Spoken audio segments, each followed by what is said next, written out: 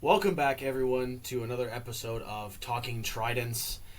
Today we record after the Mariners have officially been eliminated by the Toronto Blue Jays in Game 7 of the ALCS. Um, yeah, I mean, there's a lot of emotions. We saw a lot of things in this series, a lot of things this season. So we're just going to kind of do a quick review of all of that, talk about our impressions on the postseason, and then give our awards as well for the year. So, Devin, what was like your Yeah, after that game ended? What was like the first thing that like you thought? I mean, obviously, like fuck ma- was the first thing I thought, but other than that, man, I told you I didn't even want to make this video today. I don't even want to talk about the Mariners today after that. The first thing I did, so the Seahawks were playing at the same time. Once the game ended, I didn't even say anything. I just immediately turned the TV to the Seahawks game, and that was it. I didn't even say anything. Everyone was like, "Are you okay?" I had nothing to say. It was, I mean, it was heartbreaking, to say the least. I mean, for us I, Mariners fans, we are now 48 years of a franchise, and they're the only team never to have made it to the World Series. To get that close and to lose by yeah, one run, one run. it's just killer, man. When we It's had the just lead killer.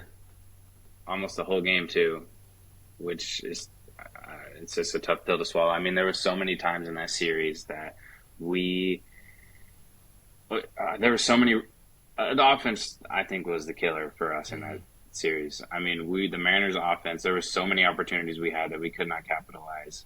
Yeah, we won the first two games of the series, but our pitching won those two games, not our offense. The rest of the series, the offense was dead, in my opinion. Besides the game where we had the grand slam by Suarez Hmm.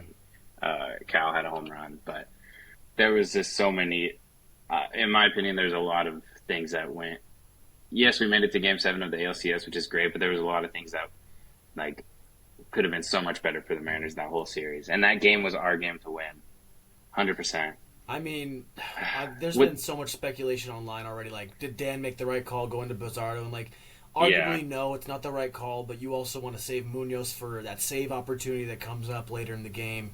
Unfortunately, we never got to the part where it was actually a save opportunity for Munoz. It's just, I mean, like yeah, you said, it's just difficult. Coming into the series, taking the first two games, and then hmm out of the next five, losing four. And the one that you yeah, won, I mean, arguably that was probably a closer game than it should have been. Just the three guys that got on via walk and a hit batter, and then Suarez drove them hmm all in. That game should have been a game, ideally. yeah, Not ideally, but right, so this is it's just. I mean, it's just like a true killer, like knife to your chest, man. It's just yeah. man. Oh, for sure. I mean, we've said it before, but I'm probably a lot of Mariners fans in our age as well. It's like this was the real first Hmm. like playoff run we've ever seen like in our life, and Well, the '95 run was before we were born.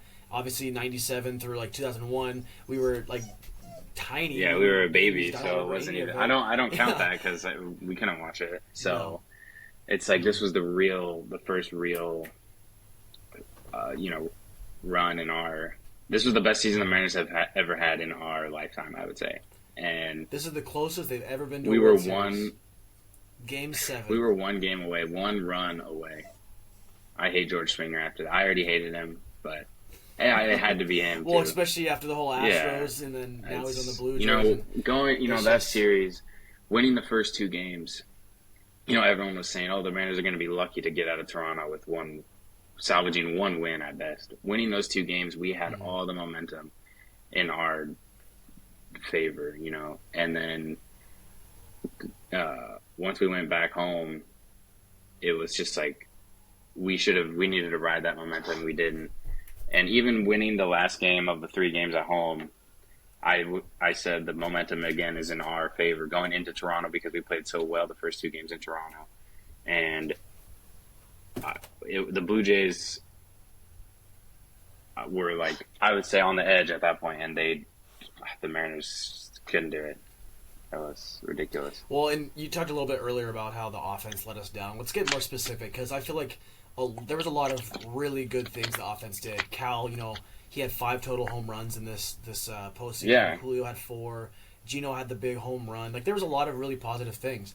the 7 through 9, the bottom third of your lineup, did jack Yeah. shit. I mean, they batted under 200. Mm-hmm. I mean, that just can't No. happen.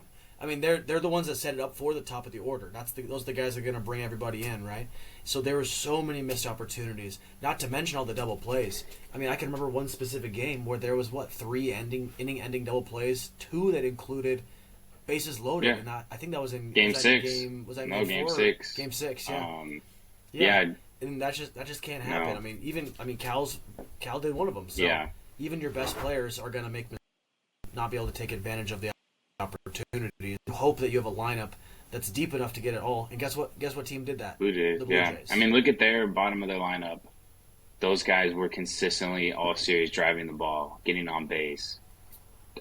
You know, they did a lot that the Mariners' bottom of the lineup could not do. And what's even more frustrating about that is our bottom of our lineup was hitting so well going into the postseason. I mean, Canzone did nothing in the playoffs.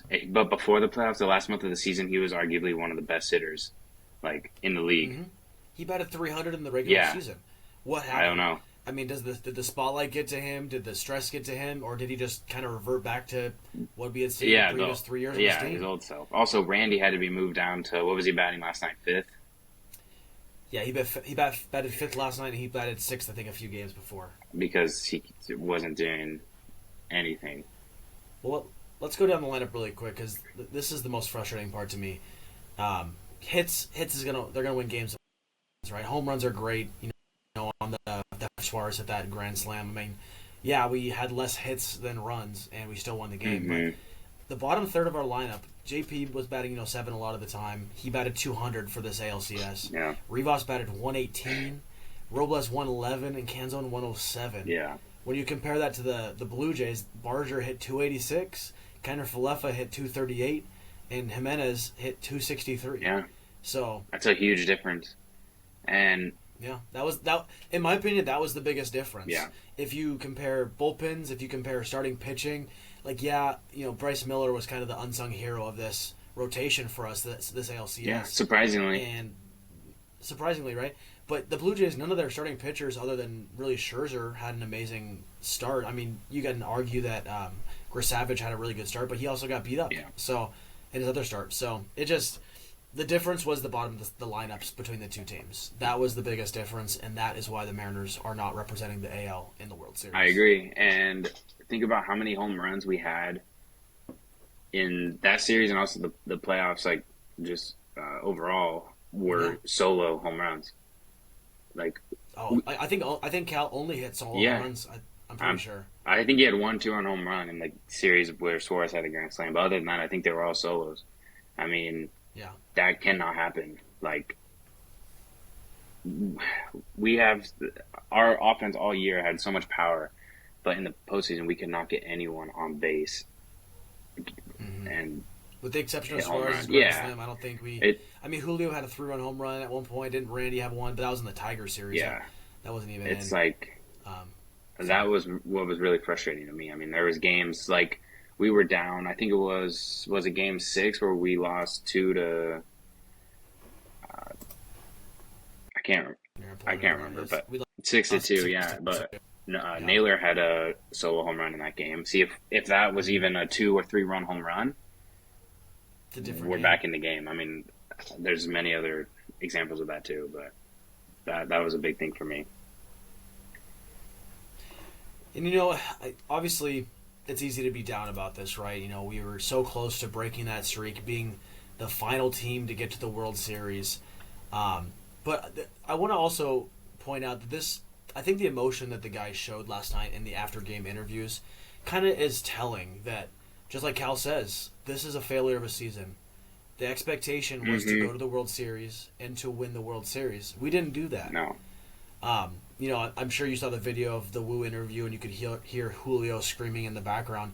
I mean, the emotions on this team is incredibly telling. It shows us that this was not just a game for them, as it was for all of our fans, right? We all were emotionally in this. We all were expecting to make the World Series and to end the drought and finally say that we had been there. and it all comes crumbling down in Game 7. Arguably, a harder way than getting swept. I mean, I don't know what you would rather have. Would you have rather gotten swept like the Brewers did, or lose in Game 7 like we did? I'll probably get swept just because then you would not have gotten your hopes up at all. I Yeah, will say exactly. I haven't. Not to mention starting 2-0 in the series. Yeah, no, that's even worse. I mean, that's even worse. And I remember Game 3, Julio hit a 2-run home run in the first inning, and we were like, And then it crumbled from there. oh my God, we're going to the World Series. Like we won the series, and then it was all downhill from there. I have not watched any. I refuse to watch any of the interviews. I've stayed off the internet since last night's loss, so I have not seen anything, and I don't want to see it because it makes me too angry. I'm gonna send you a few. Send them to me, but I have not. I have not watched anything because I can't handle it, and I have to stay off the internet because otherwise I can't hear the trash talk, and I can't see the talk. I can't do it. But I know the emotions of this team like already before that. You know, this team, and I just wanted to go to the World Series. I know it would. Obviously, I want to win the World Series, but going against the Dodgers is an unfair matchup, to say the least. But yeah, I would have been so happy their payroll's like almost triple ours. I would have been so happy just to go. That's all I wanted, and then whatever happens. But at least we were there. But yeah, no, I refuse to stay off. I am staying off the internet since last night. So. Well, I think this is a good transition to kind of talk about the good things that happened this season, which there was a lot of good things. I think Jeff Passan today in an interview, he summarized it perfectly. He said that this is not the end of an era. This is the beginning. I this sure hope so. This is a Mariners team that, I mean, think about it. We have 5 solid pitchers, not to mention our young guys coming up in Hancock, Evans, and Anderson, and Sloan. We have a plethora of really strong hitting prospects coming up the system, and they're all very near MLB ready. And we've seen runs from the Astros. We've seen runs from the Orioles. I know the Orioles really didn't turn into what they should have been, but a lot of offensive prospects. These teams that are going to make deep runs in the postseason year after year after year need these young talents coupled with the free agent signings, the trade deadline acquisitions like this year. Mm-hmm. So truly, I mean, obviously we can speculate all we want for the next 5 years, but I don't think this is the last time we'll be in the ALCS in the 2020s. There's 3 more seasons, 4 more seasons in the 2020s. I genuinely think that we have another shot to get there in the near future, and Jeff Passan, like I said in his last interview, said that. So as much as this stings, as much as this sucks, it also is very telling that this fan base is here to stay, this team is here to stay, and we are going to make another deep run in the very, very near future. Yeah, I really hope the Mariners learn from this season and from the playoffs this year and what pieces this offense really needs, or this team overall, really needs. Like we talked about, we need guys that can get on base around our core, throughout the lineup. Yeah. So I really hope that they do learn and that they make the changes that we need. But yeah, next year, I mean, I agree. I think we still have and are going to have a good team going forward for the next few years. I really hope so. But, like I said, I just hope they make the right adjustments and learn from this heartbreak. So. Yeah. So let's kind of do a quick review of this season. I mean, a lot of great things there. I mean, Cal Raleigh, if you put together regular season and postseason, he officially has the most home runs ever by a player in the AL. Yeah. Beating out Aaron That's Judge's true. record, even because Aaron Judge that year he had the 62 home runs, didn't get a single one in the postseason. Yeah. He got like 1 or 2. So 65 now is the new record for that, which is really cool to see. We saw a breakout season from Brian Wu. We saw Julio finally kind of correct his stats to look like they should. Polo bounced back. Oh, huge, we'll talk about him in a later episode. But then also the Mariners front office got rentals at the deadline, huge dividends down the stretch. Yeah. Josh Naylor was unreal a lot of the time with the Mariners. Yeah. Suarez had his moments, gave that veteran presence, and brought the good vibes. Mm-hmm. So there was a lot of things that were really, really good to see. Yeah. And I think that this is a really good of.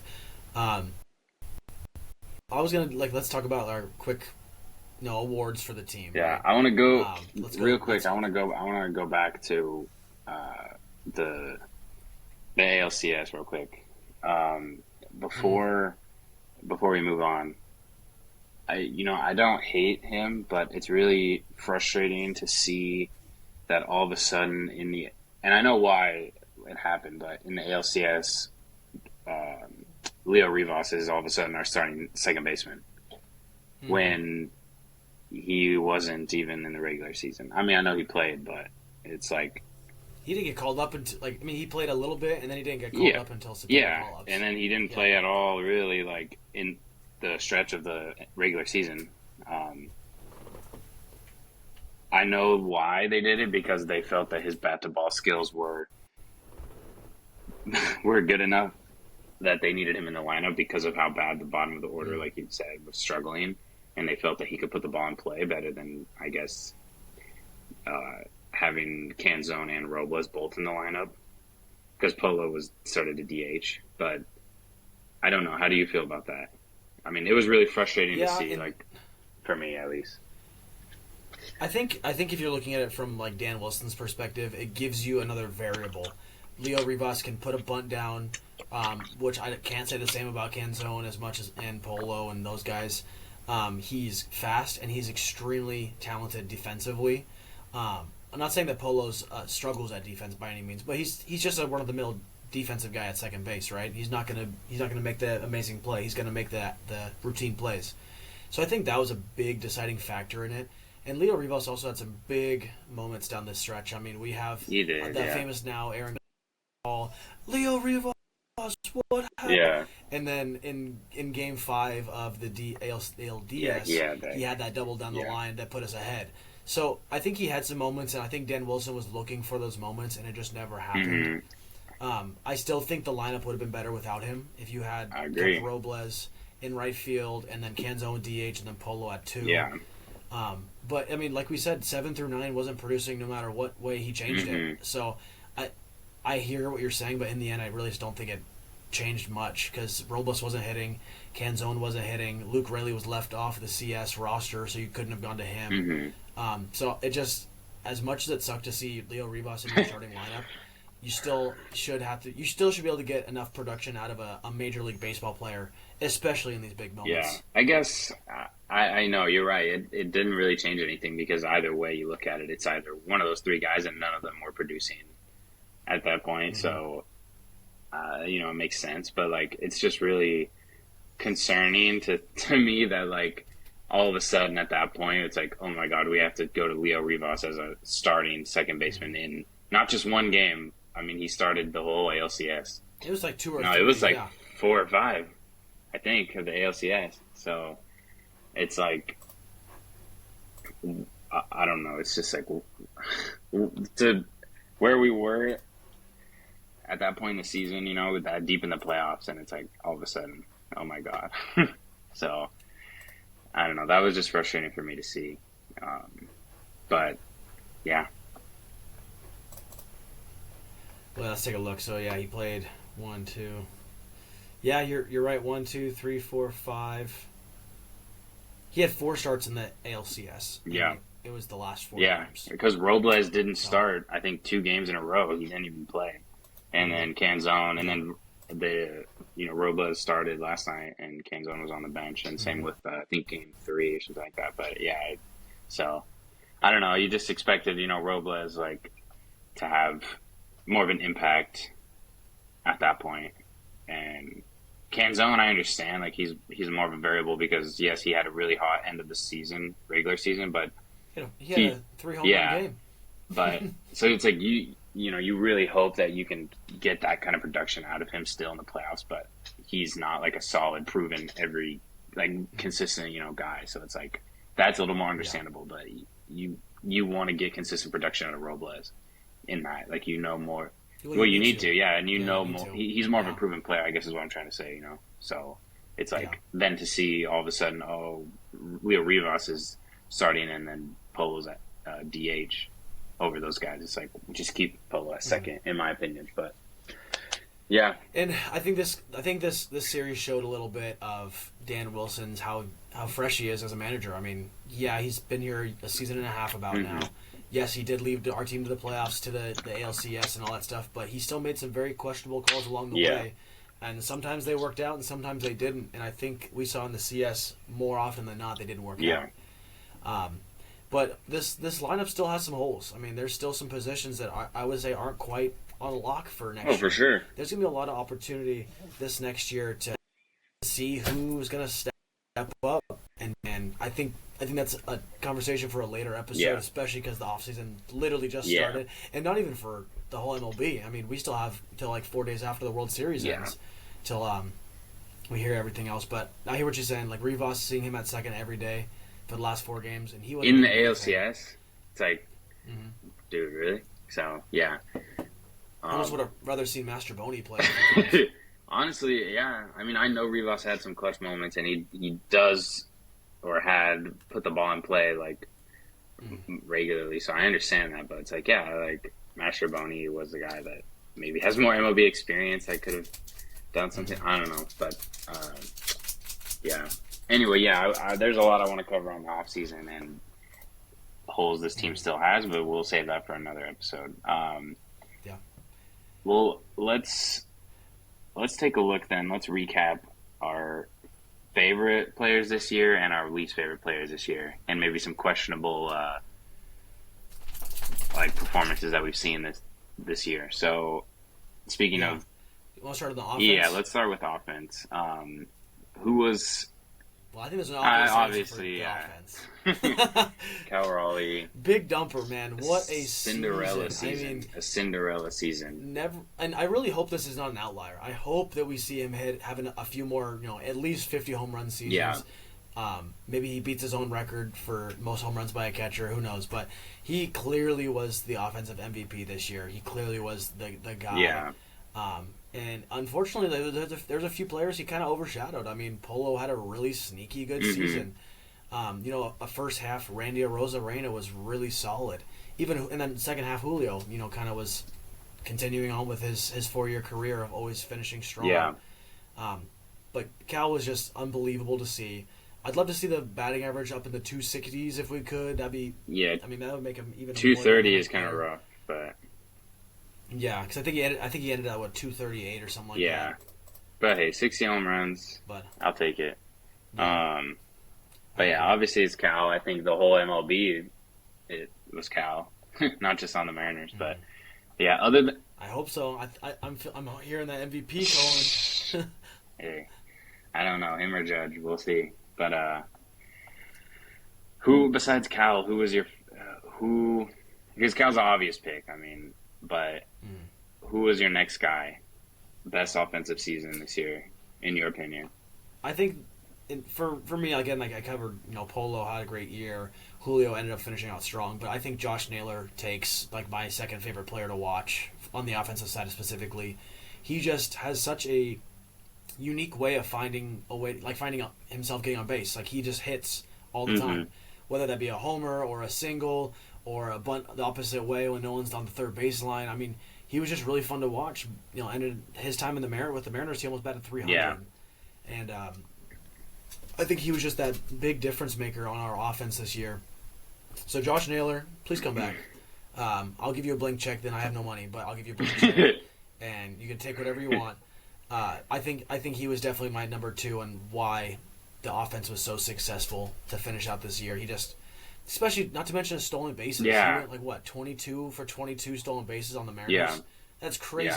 Yeah. One thing about Josh Naylor, too, is seeing him on the Mariners now versus other teams is his baseball IQ and just, is crazy. And he, his defensive IQ, his base running IQ is just, is unmatched. If you're a team full of Josh Naylors, I mean, you're doing a lot of good things. I love Josh Naylor, yeah. He's slowly becoming, easy my top 3 Mariner player, but I don't think I've ever seen someone get traded midway through the season and make a bigger impact, not just on the field but off the field. Yeah. I mean, I saw more Naylor jerseys than I probably have ever seen again for a rental. Yeah. Oh, as a rental, yeah. I mean, history, people were buying Naylor jerseys like crazy, especially in the postseason too.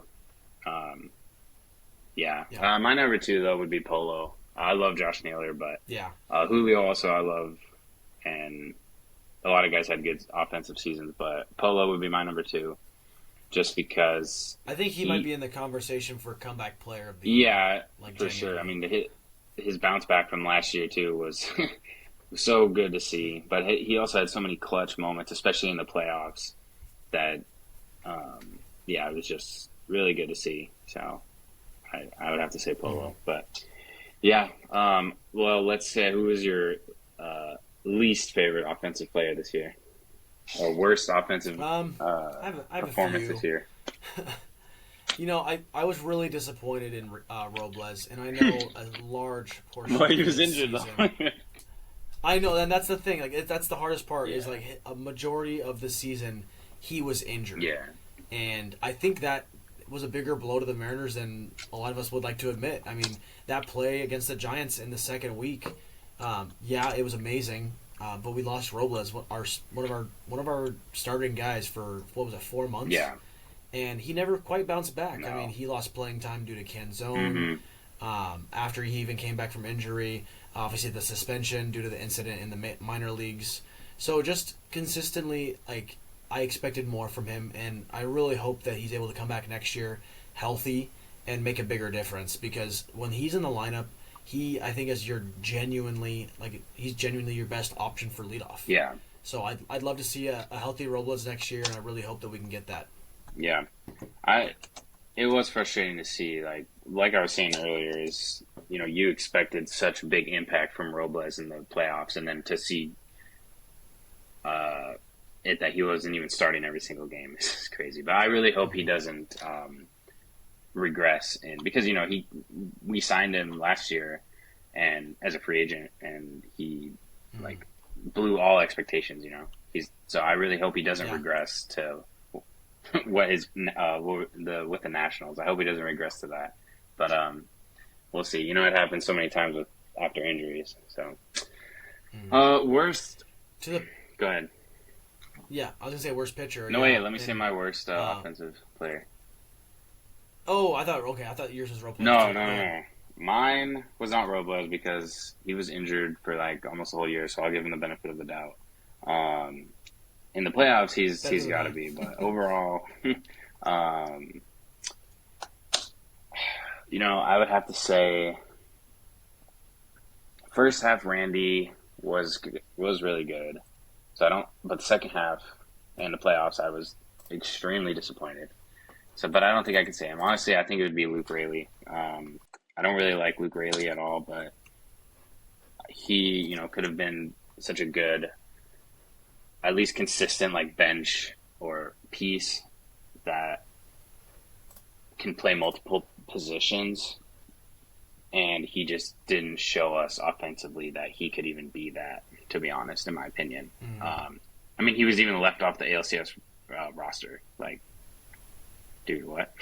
So I'm going to be curious to see what they do with him moving forward, because, I mean, he's a 30-year-old platoon outfielder. Yeah. That can play really good defense, that has the chance to hit a bomb. He's sneaky fast, too, and he has shown in the past that he can drive the ball, consistently, but it's so that's kind of what we expected to get him off the bench. I mean, at a time, it's you look at our bench and you think well, we actually have a good bench.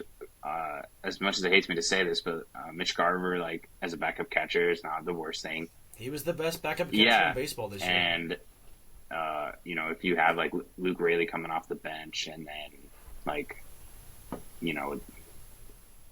we should have had a great bench, but none of those guys.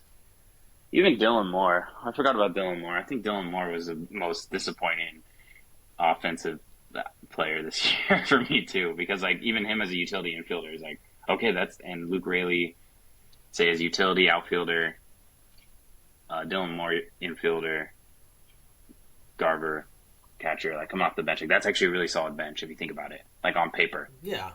Nah, Randy or got nothing from him. Rayleigh and Dylan Moore. Yeah, So I gotta say Luke Rayleigh or Dylan Moore. Terrible. Dylan Moore's season was rough. I mean, glove utility player to being dropped in the middle of a playoff run. Like that has to suck. Like I feel for him and his family. Like that has to suck. Hey, it should have been better. Especially Should have played better. I mean, come on. I mean, it should have been better, yes. But there's no excuse. Being a Mariners for his whole major league career, that's got to be a lot. But it just sucks to see, that bench could have so much potential. Could have had. But. And a bench wins you a World Series. It does. I mean, we're looking at the Dodgers. We're looking at the Blue Jays. I mean, they are a deep team. So. Yeah, exactly. What do you about your pitcher? Let's separate the starter and then the relievers. Yeah, but like for starters, I mean, I think we both know who our like the best was. Brian Wu for sure was incredible this year. He surpassed all expectations for me. I mean, you look at he had a good year last year, really good year last year, but this year he was even better. Smaller sample size, But I mean, he with the Mariners that have such a great rotation, he blew past Gilbert, Castillo, Kirby, even Bryce Miller had an amazing year last year. And from Brian Wu, who was basically your fifth option, like your fifth starter, to being an all-star number one starter is crazy. And I wouldn't be surprised if he gets some Cy Young votes. Yeah. 15 wins, 7 losses, 2.94 ERA, and just shy of 200 strikeouts. Yeah. I mean, if he was able to finish the season out, I mean, let's say he got one or two more starts. I mean, what do those numbers look like? 17 and 7 with a 2.9. I mean, that's incredible. Yeah. So I want to. Now I'm going to change the subject a little bit again too, but if we had Brian Wu healthy for the playoffs, ALDS, okay, we won the series, so I guess whatever. But that's a wash. Yeah, ALCS. How different do you think that series would have gone if we had Brian Wu healthy and he was able to start games? Well, especially if he was doing what he was doing most of the year, which was going 6 innings of less than 2 earned runs. I mean, we could have used. I don't think we had a single starter get past the 5th inning. In the ALCS. No. And even if Brian Wu could have just gone 6 straight twice, that would have saved our bullpen. The reason Bizarro got hit, teed off of yesterday by George Springer, is because he pitched a cumulative, 7 innings in that series. Yeah, he pitched every day. He knew what he had coming. Yeah, I mean that's the problem too. That with our throwing the same bullpen guys every day. I mean, I know that's your best options, but it's eventually these hitters. One reason the bullpen is so good is because they don't pitch every day, and guys don't see them regularly, right? Teams don't get accustomed, used to them. But seeing for 7 games and seeing him 7 times, once every day, it's you know. He was throwing just about. Yeah, what's coming. So that. No, I think Brian Wu would have made a big difference. I think so too. And obviously, we can only speculate. Yeah, that's really frustrating to see. Clearly, he was the biggest shock in my mind. I agree. The biggest. Who was the biggest disappointment, you would say, in the rotation? Because I think there's another clear answer for that. Bryce Miller, in my opinion. I mean, based off of how good of a season he had last year to this year is, again, crazy in the opposite direction of Brian Wu. He had an amazing year last year, and this year you couldn't trust him to start a game, in my opinion. And it was so hard to see, and I'm so glad he was able to, come out in the ALCS and really make a difference for the 2 games that he pitched. Because the game 1, he really set the tone to start. Unfortunately, we didn't finish it out. But so Bryce Miller, I hope he gets healthy, just as we hope for Robles, and I hope that he can be the guy that we need him to be next year. Because as of right now, he's our 5 guy. Yeah. So if we can have a 5 who can do what he did 2 years ago and have a sub 3 ERA with 12 wins, that's going to be pretty special. Yeah. Oh, for sure. All right, who's your biggest? What about? It seems we're pretty much on the same page with starters. What about the bullpen? Who's your biggest success this year in the bullpen? You think? And this one can go a few ways. I mean, there was a few special performances this year. I'm not going to go with Munoz for the reason that I kind of expected him to be the way he was, and he just was dominant. I think I said this earlier in the season, and I'm going to stick with it. But Matt Brash was the guy once he came back. If you take away those few starts near the end of the season, he truly was the best guy coming out of the bullpen. Arguably, you could say Spire was better, Berzardo was better. I still go with Brash. He just came in. He was electric. He got 6 outs a few times. I think he was just the guy that we needed him to be.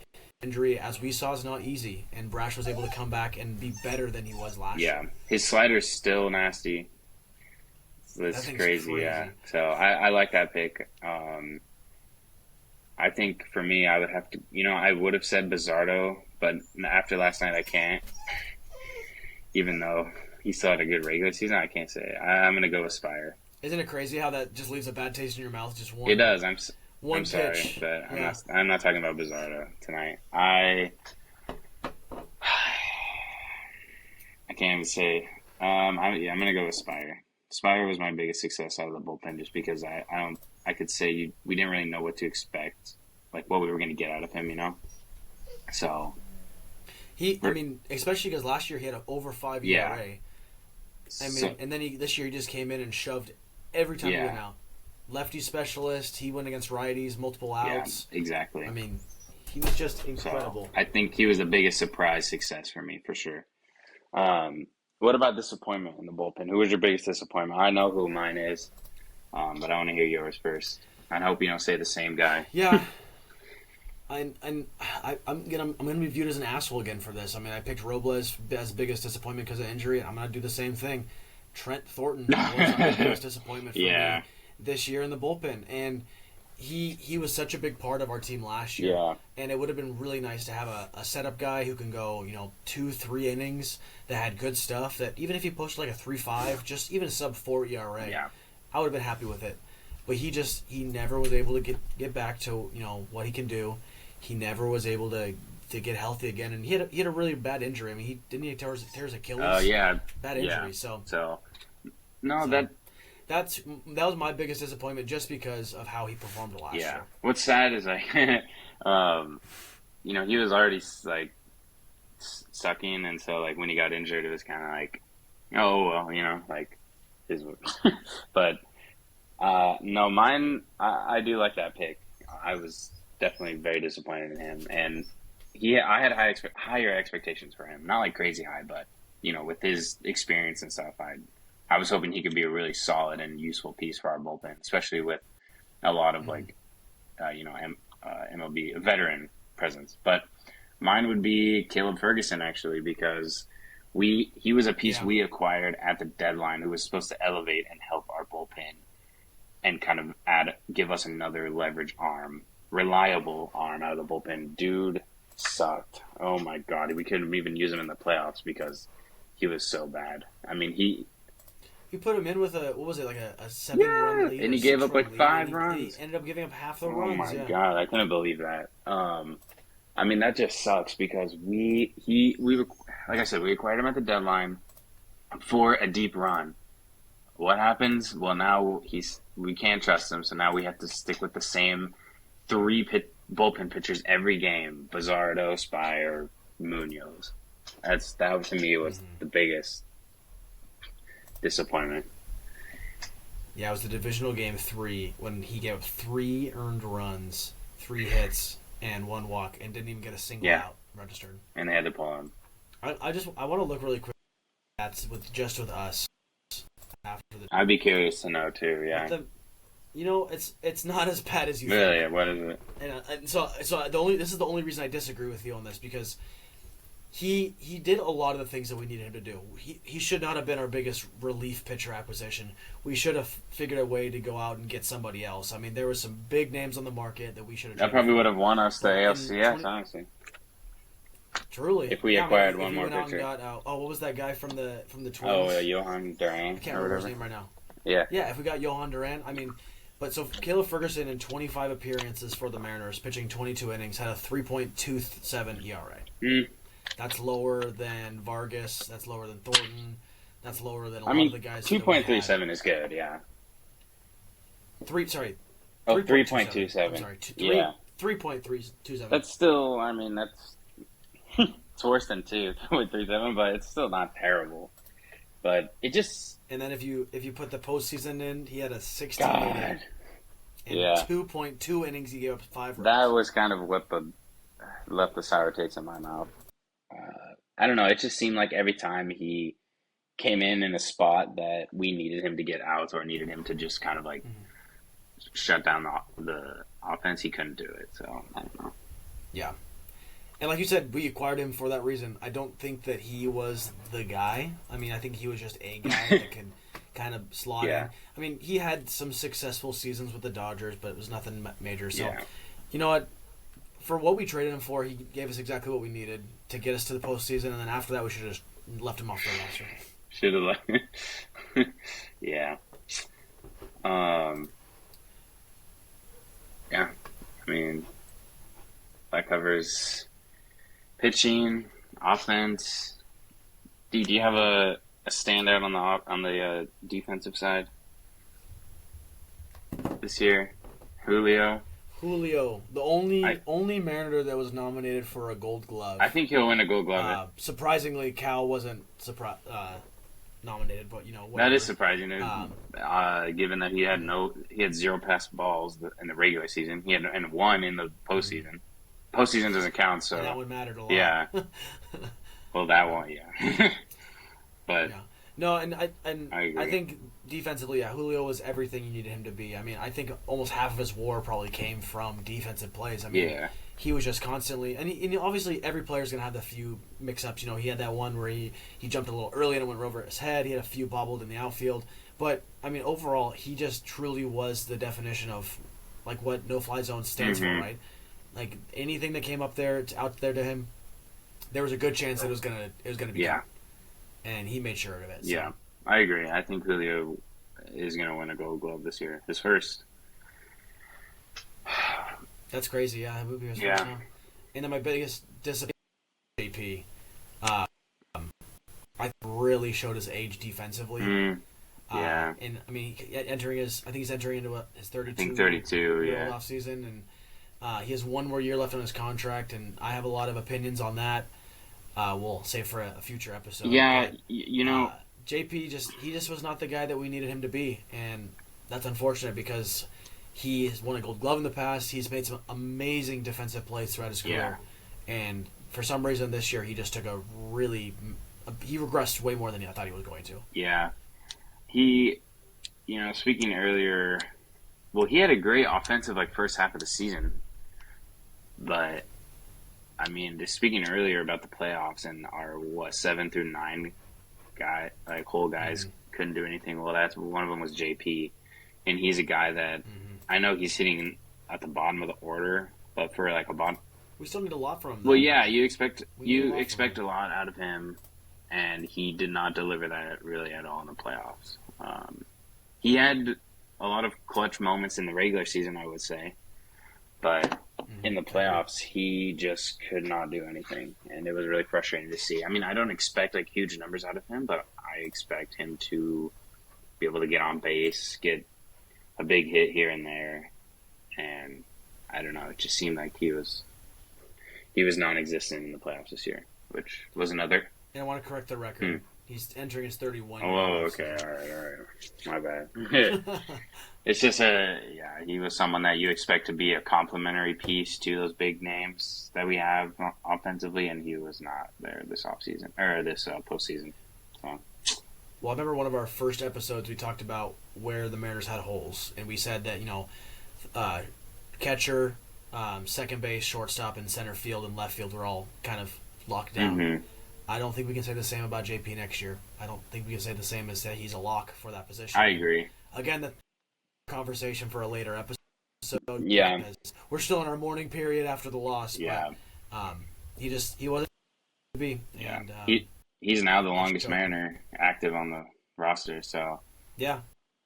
Yeah. But I agree. I mean, I think if there's better options, we have to explore that this offseason. But we'll cover that more. in the episodes to come. Well, anything else you want to cover this episode? No, I think that's going to wrap it up for this week's episode. This will probably be our last episode for a little bit. As everyone can tell, we have different backgrounds. Some big things have been changing in our lives. Yeah, so and we've taken some time off for ourselves now that the season has officially concluded. We need a little time to recover after the Yeah. season too. It's tough. It sounds stupid, but it's really tough for me to talk about Mariners after that loss. It's Yeah. Well, then let's end the episode not talking about the Mariners.